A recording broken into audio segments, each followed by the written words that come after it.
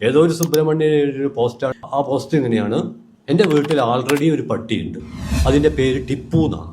എൻ്റെ വീട്ടിൽ ആൾറെഡി ഒരു പട്ടിയുണ്ട്, അതിൻ്റെ പേര് ടിപ്പു എന്നാണ്. ഞാനൊരു പുതിയ പട്ടിയെ കൂടി വാങ്ങാൻ പോവുകയാണ്. ആ പട്ടിക്ക് അപകർഷതാബോധം ഉണ്ടാവാതെയും ടിപ്പുവിനോട് കിടപിടിക്കുകയും ചെയ്യുന്നു. ഒരു പേര് ആർക്കെങ്കിലും നിർദ്ദേശിക്കാമോ? അപ്പൊ ടിപ്പു സുൽത്താൻ ഒരു പട്ടിയുടെ പേരായിട്ട് വരുന്നതിൻ്റെ പിന്നിലൊരു ചരിത്രമുണ്ട്.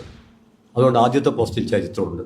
ഇനി കോഴിക്കോട്ടുകാരനായ ഒരാൾ, ഒരു അഷ്റഫ്, ഇതിനോട് കമന്റ് ചെയ്തു. ആ കമന്റ് എങ്ങനെയാണ്: അത് പറയാമല്ലോ, അതായത് പുതിയ പട്ടിക്ക് ഒരു പേര് നിർദ്ദേശിക്കാമല്ലോ, അത് വളരെ എളുപ്പമുള്ള കാര്യമാണല്ലോ. ഒന്നാമത്തെ കാര്യം. രണ്ടാമത്തേത്, പട്ടികൾക്ക് പേരിടേണ്ടത് അവരുടെ സ്വഭാവ ഗുണം പരിഗണിച്ചാണ്. അങ്ങനെയാണെങ്കിൽ വിദേശികളെ, അപരിചിതരെ ഓടിക്കുന്ന പട്ടിക്ക് ടിപ്പു എന്ന് തന്നെയാണ് പേരിടേണ്ടത്. എന്നാൽ വിദേശികളുടെ സാമ്രാജ്യത്വത്തിന്റെ കാല് നക്കുന്ന പട്ടിക്ക് സവർക്കർ എന്നും, യജമാനെ തന്നെ കൊല്ലുന്ന പട്ടിക്ക് ഗോഡ്സെ എന്നും പേരിടാവുന്നതാണ്. ആദ്യത്തിൽ ചരിത്രമുണ്ട്, രണ്ടാമത്തേതിൽ ജ്വലിക്കുന്ന ചരിത്രബോധമുണ്ട്. ഈ ചരിത്രബോധത്തെയാണ് സാർവദേശീയ പശ്ചാത്തലത്തിൽ മാർക്സും ഇന്ത്യൻ പശ്ചാത്തലത്തിൽ കോമ്രേഡ് അംബേദ്കറും ഉയർത്തിപ്പിടിച്ചത് എന്ന് മാത്രം പറഞ്ഞുകൊണ്ട്